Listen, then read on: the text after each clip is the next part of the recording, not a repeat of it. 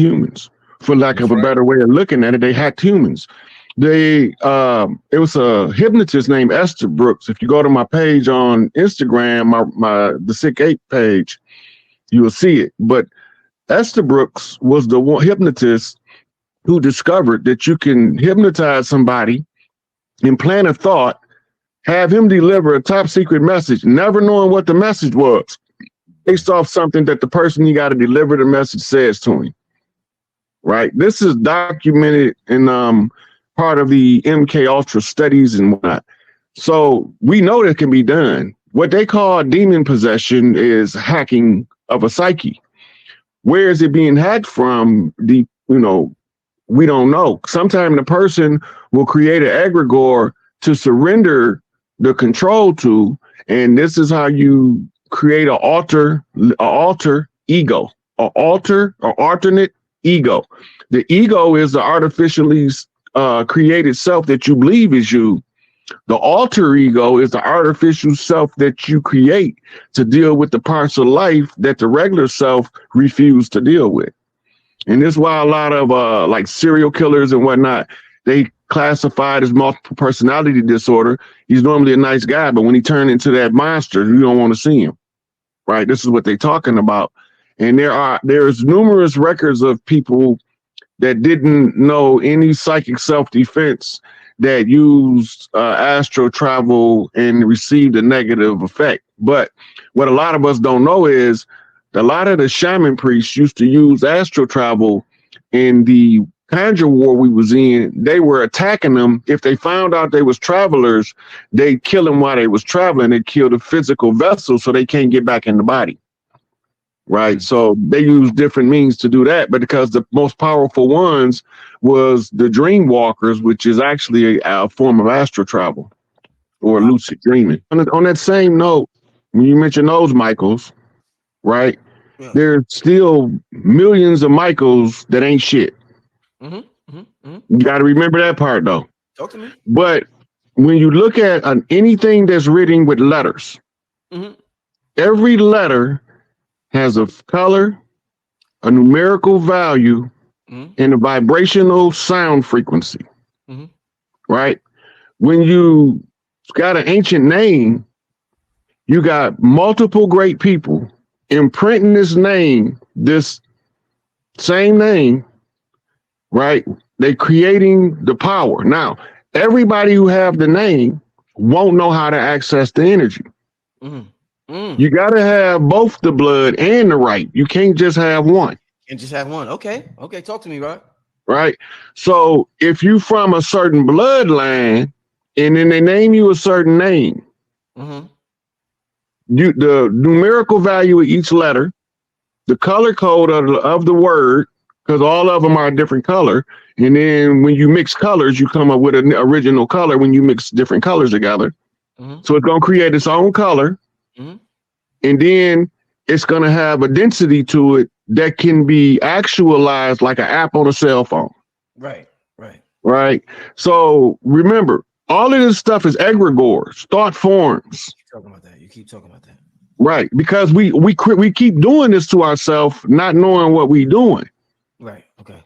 So like earlier, you heard Brother Carson say, don't say negative stuff to yourself about yourself. Right? Because you telling the egregore to be belligerent to the self. Right? So if you telling the egregore to be belligerent to the self, and don't fuck around and hit it with a prayer and say amen. Because now you told the whole higher God self to amen, be hidden. I don't want to see you in this physical world. Right? Now, if you look at those Michaels, Mike Tyson didn't grow up in the church. Michael Jordan might have went to church, but he grew up on the basketball court. Michael Jackson might have grew up going to the Kingdom Hall, but he grew up as the entertainer.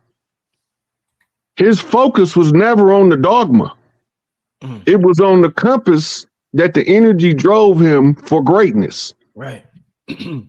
And when we look at these three, Michael Jordan, Mike Tyson, and Michael Jackson, what's the common denominator besides the name? dedication to the constant muscle memory training, whether it's the vocal muscles, the basketball muscles, or the boxing muscles. The dedication required is the activation of the warrior Michael angelic energy, as they call it. The only reason why it's even an angelic energy, because it's supposed to be Michelle, but since the patriarchs took over and masculized her. Ooh, you took it there? It's supposed to be Michelle. Right, man. But since the patriarchs took it there and masculized her, we men be able to use part of that frequency to a high degree. So it's just the same as putting an app on your phone. You're just putting it in your brain. Right now, just because the app on the phone don't mean that anybody on the phone know how to use the app. Got you. Right. But if you have a genetic memory of what to do when you get certain apps, you're gonna know.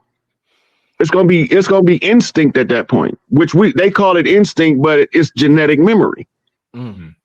That's why the blood carries the genetic memory. The know-how gives you the right to activate it. That's why you got to have both the blood and the rights. You can't just have one. That's why you got two brothers, both of them pretenders to the throne, but one of them not qualified because he wouldn't study.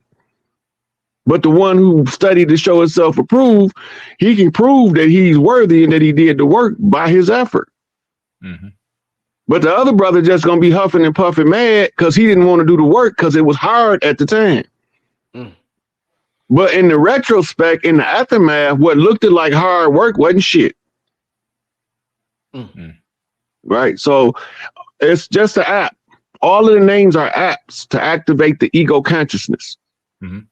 Right. It's the same as on the phone. You just got it in your Earth rover. First thing is the jealous God concept is where we got to start at, because first of all, jealousy is a frequency. But in the human animal, jealousy is a learned behavior, and it once was classified as a mental disease or defect by the psychological DSM manual. It used to be called dementia praecox, right, which is a form of schizophrenia. And the jealous God is Enlil himself. Right. So just take us back to that Anunnaki shit, because if you leave the Middle East and you study religions like Buddhism, Jainism, Taoism, Zoroastrianism, Hinduism, none of their guys is jealous until you get to the Middle East. This Hebrew Babylonian Yahweh God is the first God on record to openly leave a record saying that he was a jealous God. Jealousy is a learned behavior in humans. So who taught this God to be a jealous human?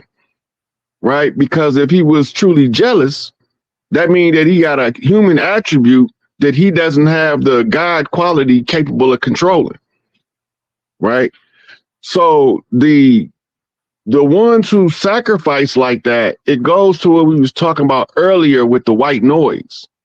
It's not that they don't want to be good in the family they dedicated, because we know subconsciously at some level